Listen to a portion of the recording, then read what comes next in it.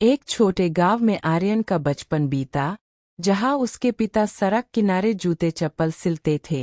सिर्फ 7 साल का आर्यन, गरीबी के बावजूद उसकी मां हमेशा उसे पढ़ाई के लिए प्रेरित करती थी। स्कूल में आर्यन का चेहरा गरीबी के बीच भी आत्मविश्वास से चमकता था। बच्चे उसका मजाक उड़ाते, मगर आर्यन की आंखों में सिर्फ सपने थे। 13 साल का आर्यन पढ़ाई के साथ पिता का हाथ भी बंटाता। पिता उसे हमेशा समझाते, मेहनत कभी बेकार नहीं जाती। गरीबी और भूख के बावजूद वह देर रात तक पढ़ाई करता। माँ ने अपनी पुरानी साड़ी बेचकर बेटे की फीस भरी। मास्टरजी ने आर्यन की लगन देखकर कहा, यह बच्चा एक दिन जरूर बड़ा बनेगा। 16 साल की उम्र में आर्यन गांव छोड़कर शहर चला आया। शहर की ऊंची ऊंची इमारतें देख वह दंग रह गया। छोटे से कमरे में उसने अपने सपनों की किताबें सजाईं। दिन में वह चाय की दुकान पर काम करता, रात में पढ़ाई। भूखा रहकर भी उसने किताबों से नाता नहीं तोड़ा। कॉलेज में अमीर लड़कों के बीच आर्यन का आत्मविश्वास सबसे अलग था। लोग उसका मजाक उड़ाते, पर आर्यन सिर्फ सपनों में खोया रहता।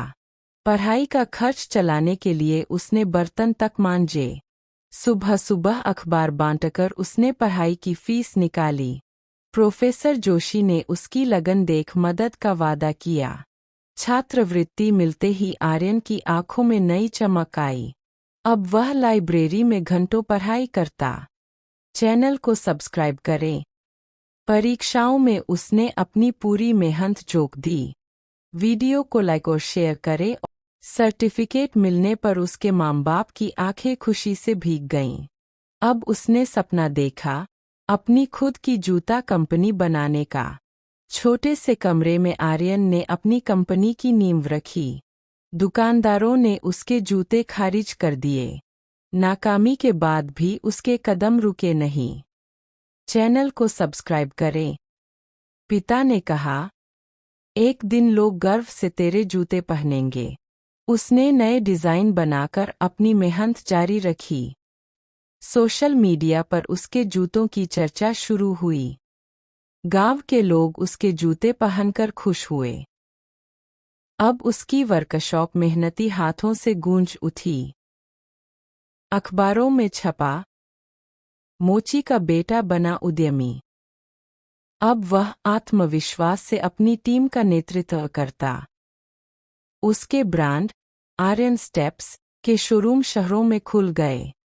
लोग खुशी खुशी उसके जूते खरीदने लगे। चैनल को सब्सक्राइब करें। अब वह युवाओं के लिए प्रेरणा बन चुका था। माँ बाप की आंखें बेटे की सफलता देखकर भर आईं। देश भर में उसकी कहानी चर्चा का विषय बन गई। सफलता के बाद नंदन अपने गांव लौटा। गांव के बच्चों को उसने नए जूते भेंट किए। उसने गांव में नया स्कूल बनवाया। अब वह खुद युवाओं का मार्गदर्शक बन चुका था। गरीबी से शुरू हुई यह यात्रा आज सफलता और गर्व की मिसाल बन चुकी थी।